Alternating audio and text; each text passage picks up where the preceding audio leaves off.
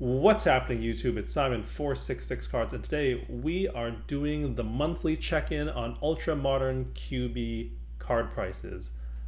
If you're new to this channel or new to this series of videos, every month since the beginning of the NFL season, I've checked in on the flagship PSA 10 cards of ultra modern QBs and made the prediction that at least 14 of those 16 ultra modern QBs you will lose money on.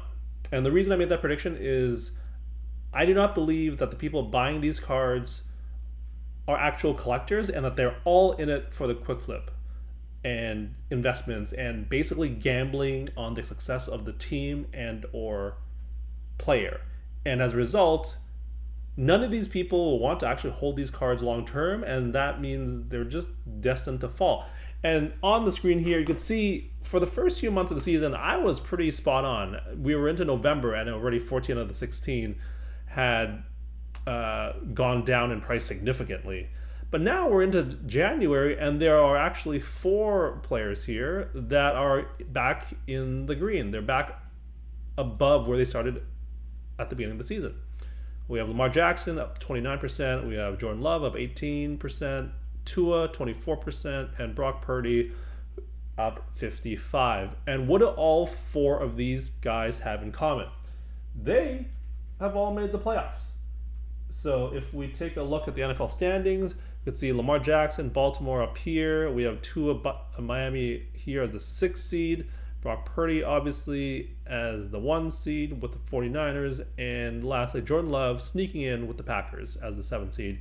And obviously, it seems like Lamar Jackson has a very good shot at winning MVP. And as a result, if you look at these numbers, look at this spike for Lamar Jackson. He's gone from being down 15% in December relative to the September number to being up 29%. So what I see when I look at this is history repeating itself. Because the regular season is very much like the playoffs, or conversely, the playoffs are very much like the regular season, except it's just a much smaller version of it, right? And so at the beginning of the regular season, all 30 teams have unlimited potential. Anybody could be the breakout team. Anybody could go and be the next MVP or the next Super Bowl champion, right? Well, reality is hit, and now we're down to 14 teams. And as a result, a bunch of these players, you can see here, just a sea of red, right? Just a sea of absolute red, money being lost because those dreams, those hopes did not come true. And now, as we are on the eve of the playoffs, and I should mention that I'm recording this on January the 9th. So I do not know what's happened in round 1 or round 2 by the time you see this video, probably. There is, again, hope. There are dreams that one of these 4 guys will become the Super Bowl MVP. And there are people buying these cards, again, just to gamble on them, on player performance, on team performance specifically. And the last time I checked, only one team can win Super Bowl MVP and only one player can win Super Bowl MVP. So the fact that there are 4 players where it seems a bunch of people are buying them on the hopes of this happening, it just seems like we're back in September all over again, where October and November are coming and everybody is doomed to fail except for 1 or 2 guys. And so I think that's what's going to happen here. Whoever out of Lamar, Jordan Love, Tua, Brock Purdy, 1 guy, maybe 2, can succeed. But not all 4 can win the Super Bowl. Not all 4 can go to the Super Bowl. Not all 4 of them can win the Super Bowl MVP. You know? And it just feels like history repeating itself. What we saw at the beginning of the regular season, we will now see at the beginning of the playoffs. And so what happens after week 1, week 2, week 3 of the regular season, we will now see in the first 1, 2, 3 rounds of the playoffs. That is my prediction. And so when we do this check-in one more time in February, and I may actually do one after the Super Bowl has ended just to put a bow on things, to tie a bow on things, I feel like we're going to go back down to being where we were in December, where only 1 or 2 guys are above 0% and only 1 player maybe 2 players you can make your money on. Because again, if you're only up 10%, that's not enough to cover your eBay fees if you sell your card. And so I find it interesting that we apparently have learned absolutely nothing.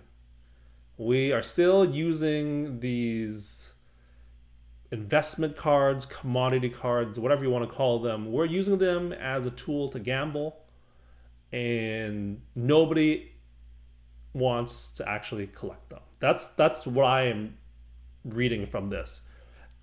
If Lamar Jackson, if there are people actually interested in buying Lamar Jackson, there wouldn't be these wild swings from being down minus 20%, minus 15% to being plus 29% within a month or two.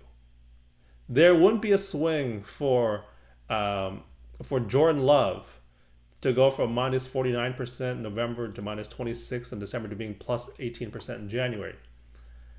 It just doesn't make sense if you are saying people who are buying these because they like the player or they like the card.